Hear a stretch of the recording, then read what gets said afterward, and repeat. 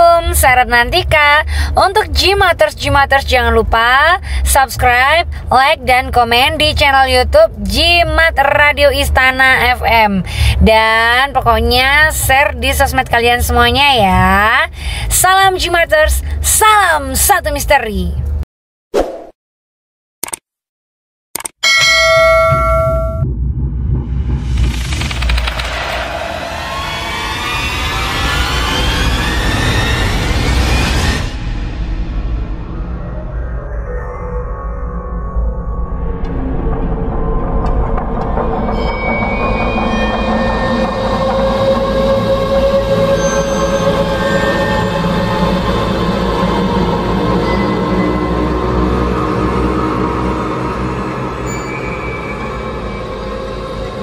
Kembali tim Jimat punya cerita misteri bersambung dengan judul Kedung Janin. Cerita misteri bersambung ini ditulis oleh Masrullah Faqih.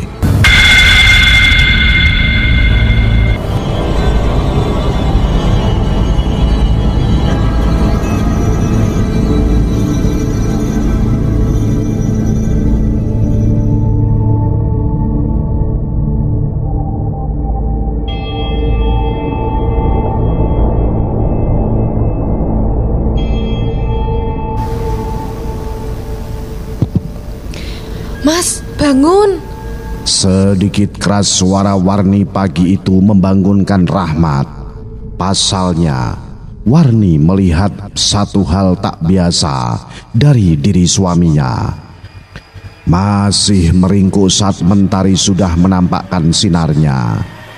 Sebentar Rahmat membuka matanya, terdiam, memulihkan kesadaran. Sebelum beranjak bangkit dari ranjang bertilam kain lembut bercorak bunga dengan warna hijau mendominasi.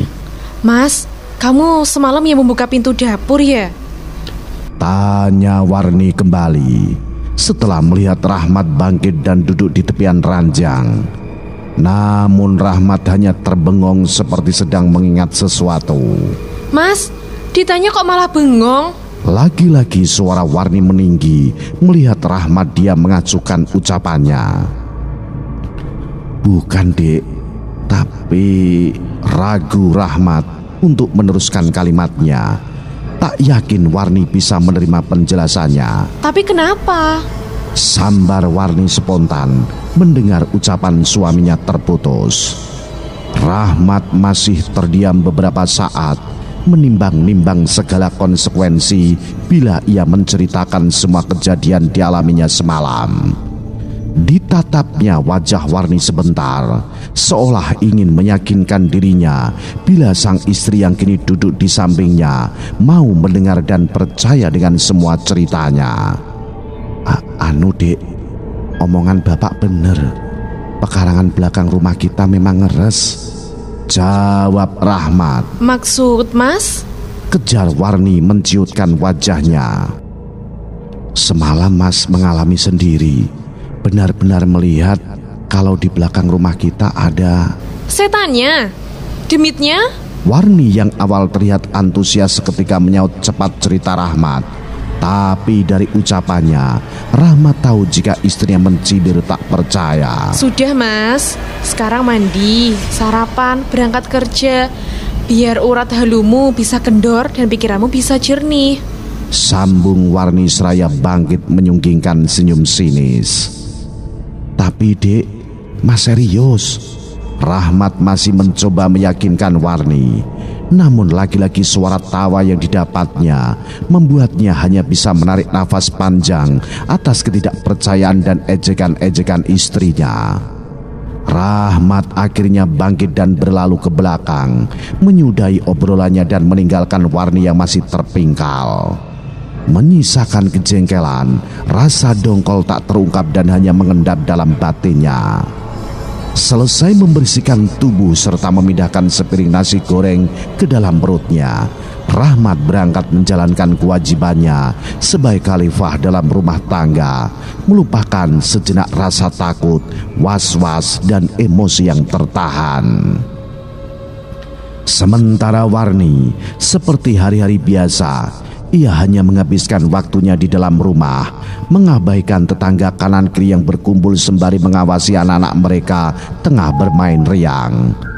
Tak ada niatan sedikit pun dalam diri Warni untuk sekedar basa-basi atau membaur guna saling mengenal. Meski terkadang bergelayut rasa bosan, tetap saja Warni enggan untuk melenturkan kekakuan pikirannya. Seperti hari itu, saat waktu mulai meninggalkan siang menyambut sore, Warni terlilit rasa bosan.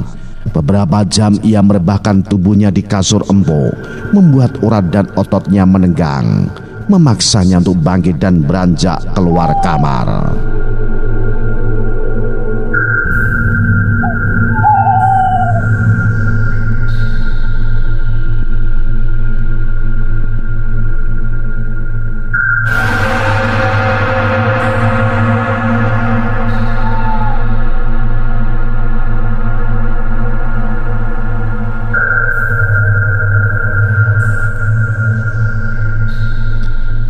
Ada tempat pasti dituju Warni.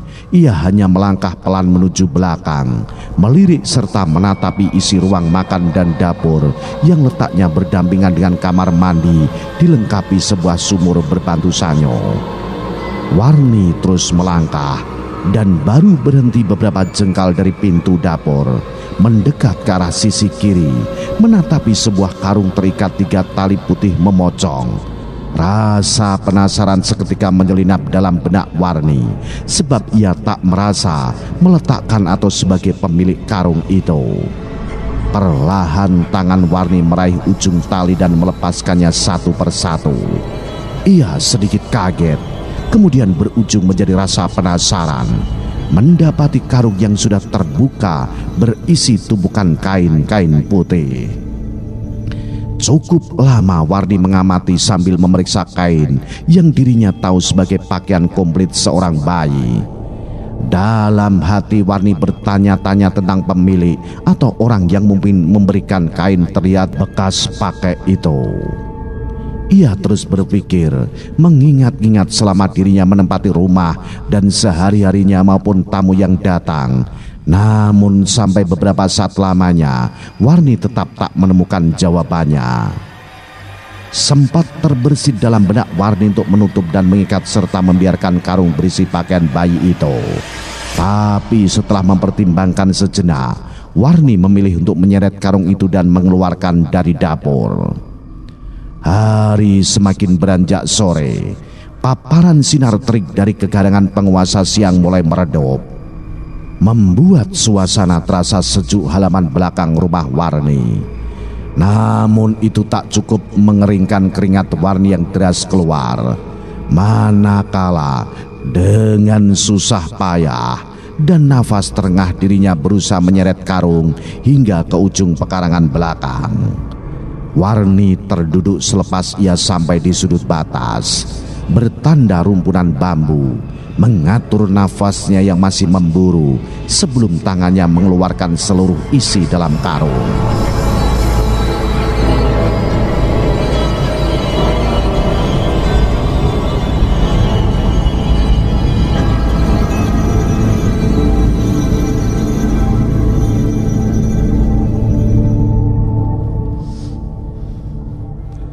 Tampak tumpukan kain-kain putih sebagian telah lengket berserak, mengeluarkan bau apekas kain lama tak terpakai. Hingga sesaat kemudian, bau apek itu berganti dengan bau minyak menyengat, berasal dari sebotol cairan bening yang ditumpahkan Warni. Tak menunggu lama, Warni segera menyalakan pemantik guna membakar tumpukan kain-kain itu. Seketika asap hitam membumbung tinggi.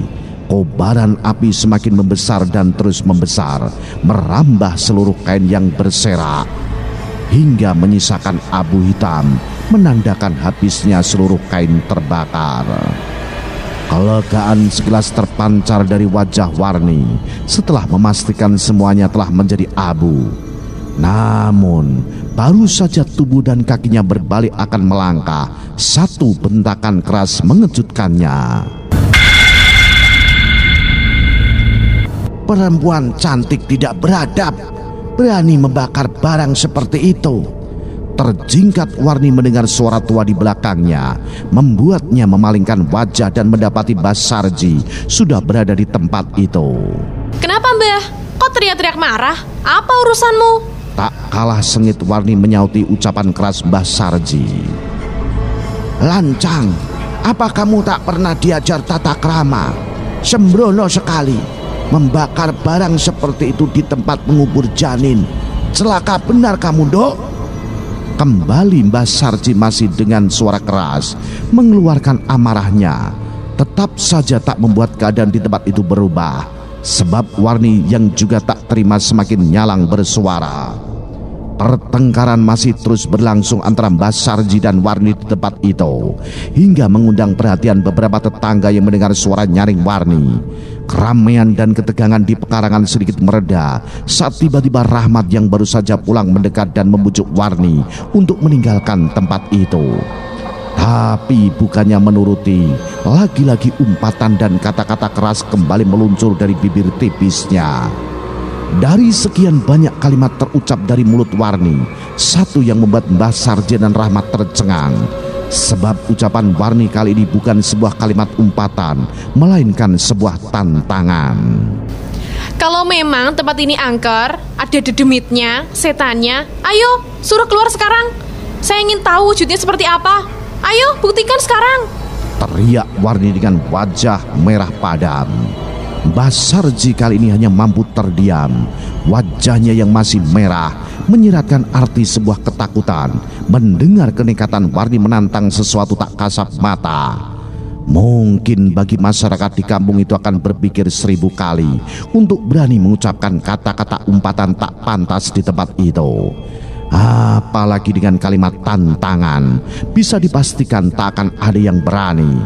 Mengingat sejarah kelam tempat itu saja sudah membuat mereka merinding ketakutan. Tapi tidak bagi Warni. Meski sudah pernah dirinya ingatkan, nyatanya tak membuat Warni sadar atau lebih menghormati.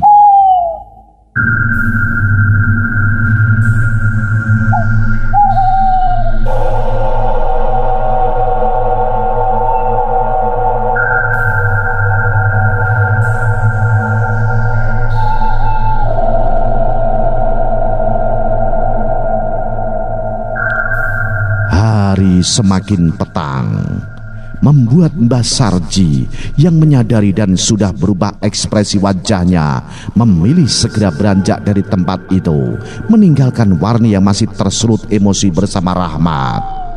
Ayo Dek, sudah petang, ajak Rahmat. Selepas kepergian Mbah Sarji dan beberapa tetangga menyadarkannya bila saat itu hanya tinggal dirinya dan Warni yang masih berada di pekarangan belakang rumahnya. Nanti dulu Mas, aku mau tahu, pengen lihat. Katanya tempat ini ada penunggunya, dan kalau mulai gelap akan muncul. Aku ingin buktikan kalau kamu serta semua yang percaya dengan setan itu orang-orang bodoh. Bantah Warni masih dengan suara tinggi. Dek, bukan masalah percaya atau tidak, tapi surup-surup begini tak baik untuk kandunganmu, saut Rahmat dengan wajah mulai menyirat kecemasan. Halah, itu juga mitos Mas. Lagian, kenapa juga Mbah itu marah-marah sampai membentak aku? Padahal hanya kain-kain bekas yang kubakar. Itu pun bukan milik dia. Kok dia yang ikut terbakar? Pakai cara bawa-bawa setan dan kutukan segala. Jawab Warni masih dengan suara luap menjengkelkan. Rahmat membisu, wajahnya seketika memucat setelah Warni baru saja menyelesaikan ucapannya. Tapi bukan itu yang membuat Rahmat tiba-tiba terselimuti ketakutan, melainkan dari sepasang mata menyorot tajam ke arahnya dan Warni. Milik sesosok wanita berwajah hancur dengan kulit mengelupas, meneteskan lendir-lendir berwarna merah kehitaman, berdiri tepat di bawah rumpunan bambu mentelung mengarah ke pekarangannya. Ayo Dek, kita pulang. Rahmat yang sudah ketakutan tanpa menunggu jawaban langsung mencengram lengan Warni serta membawanya melangkah meninggalkan tempat itu. Meski masih mencoba bertahan dan memberontak, namun kali ini Warni sedikit mengalah mengikuti langkah Rahmat. Mas, Mas Rahmat kenapa? Tanya Warni saat hampir sampai di pintu belakang, menyadari wajah suaminya pucat menegang. Rahmat terdiam. Sebentar kemudian melepaskan cengkraman tangannya setelah memastikan sosok wanita bergaun putih berwajah gosong mengelupas tak lagi terlihat di matanya. Sudah, ayo masuk. Kita bicara di dalam saja. Ajak Rahmat melangkah lebih dulu membukakan pintu. Warni yang masih dilanda kesal dan berwajah cemberut menuruti ajakan Rahmat tanpa bicara lagi. Tapi sesampainya di kamar, lagi-lagi ocehan pedas Warni kembali meluncur deras. Mana? Gak ada kan? Demit, hantu, apalagi setan yang katanya menakutkan. Ucap Warni sengit. Dek, kalaupun kamu tak percaya dengan hal seperti itu gak apa-apa. Cuma Mas minta kamu hormati orang tua dan hormati apa yang menjadi larangan di kampung ini. Jawab Rahmat pelan, berharap istrinya bisa mengerti dan menyadari kesalahannya. Hormat? Sama Mbah Tua tadi? Asalkan Mas tahu ya, saya akan menghormati dia kalau dia sendiri menghormati dan tidak mencampuri urusan orang lain. Saut Warni dengan ketus. Dan satu lagi, aku gak suka kamu ikut-ikutan percaya dengan omongannya tentang penghuni di pekarangan rumah kita. Itu hanya bualan saja. Buktinya tadi gak ada apa-apa. Sambung Warni kali ini dengan tatapan tajam ke arah Rahmat. Terserah kamu, Dek. Tapi saya percaya, yakin, sebab saya sudah melihatnya sendiri. Bahkan tadi pun melihatnya lagi. Dan dia sepertinya marah dengan perbuatanmu. Sejenak suasana terasa sunyi. Warni yang mendengar ucapan Rahmat terlihat dia memandang wajah suaminya dengan tatapan sekilas serius. Tapi tak lama, senyum tawa Warni meledak dibaringi gelengan kepala, menganggap ucapan Rahmat seolah hanya guyonan untuknya. Mas, rupanya kamu sudah kemakan omongan Mbah Tua tadi. Coba deh, kalau tuh setan gak terima, marah karena saya bakar-bakar tempat itu, suruh ke sini. Ucap Warni dengan sunggingan senyum mencibir. Keterlaluan kamu, Dek. Saut Rahmat seraya membalikan badan melangkah dan meninggalkan Warni sendiri di kamar. Mau kemana kamu, Mas? Tanya Warni sebelum tubuh Rahmat menghilang dari pandangannya. Rahmat terus saja melangkah tanpa menjawab lagi pertanyaan Warni. Rasa jengkelnya saat itu benar-benar memuncak, membuatnya enggan untuk kembali ke kamar walau suara Warni masih terdengar memanggil menyuruhnya untuk kembali. Cukup lama Rahmat terhenyak dalam sendiri di ruang tamu. Pikirannya kalut antara malu dan takut. Tak ada lagi cara baginya untuk bisa menyadarkan atau merubah sifat Warni yang semakin menjadi-jadi. Ia hanya mampu berpasrah diri tanpa tahu harus berbuat apa. Sebab hampir segala cara dirinya lakukan, tetap saja Warni tak kunjung merubah sikapnya.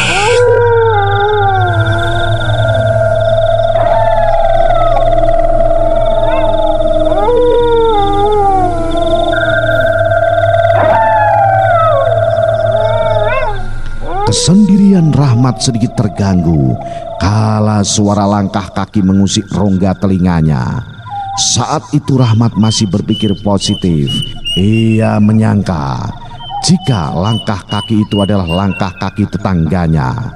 Namun tak lama firasatnya berubah, mendapati derap langkah semakin ramai seperti berlari mengitari luar rumahnya.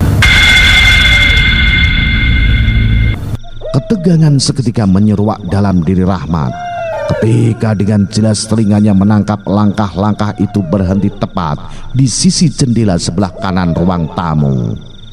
Rasa takut mulai menelusup dalam benak Rahmat, tapi entah mengapa kakinya tergerak untuk mendekati jendela kaca bertutup gorden, mengabaikan degup jantungnya yang sudah tak beraturan. Sedikit demi sedikit kain gorden berwarna kuning penutup jendela mulai tersingkap tangan Rahmat.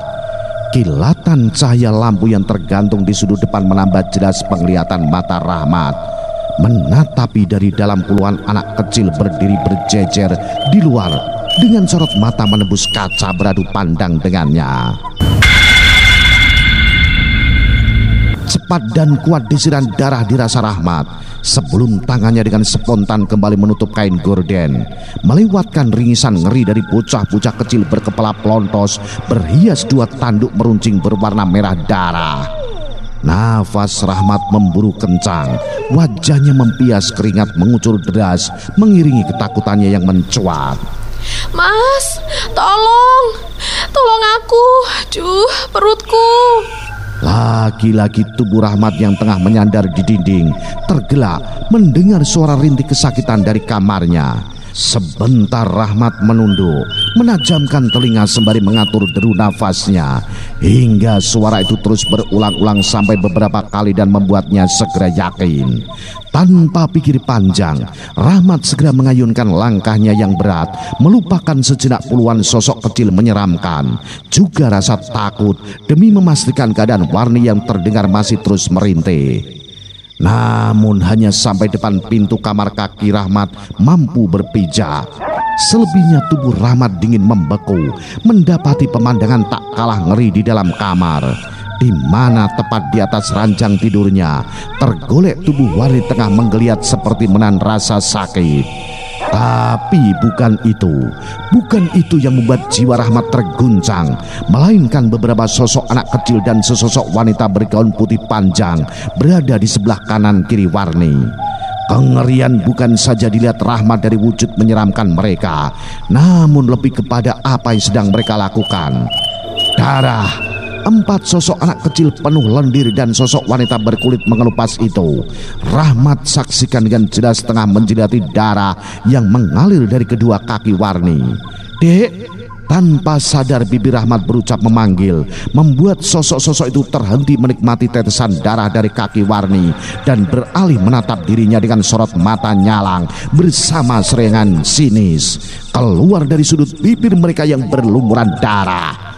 Sedang Warni masih terus merintih dan merintih menahan rasa sakit mendera perutnya, tanpa menyadari serta melihat 4 sosok anak kecil di sisi kanan kiri bersama 1 sosok wanita berwajah lembek menebar bau anyir menyengat dengan rambut panjangnya dibiarkan terjuntai hingga menyentuh lantai kamar. Nah, bagaimanakah kisah selanjutnya? Apa yang akan terjadi?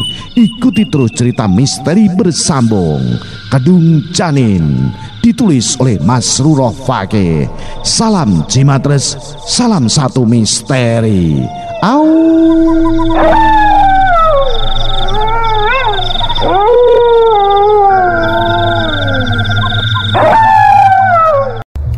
Assalamualaikum, saya Ratnantika. Untuk Jimaters jangan lupa subscribe, like, dan komen di channel YouTube Jimat. Dan pokoknya share di sosmed kalian semuanya ya. Salam Jimaters, salam satu misteri.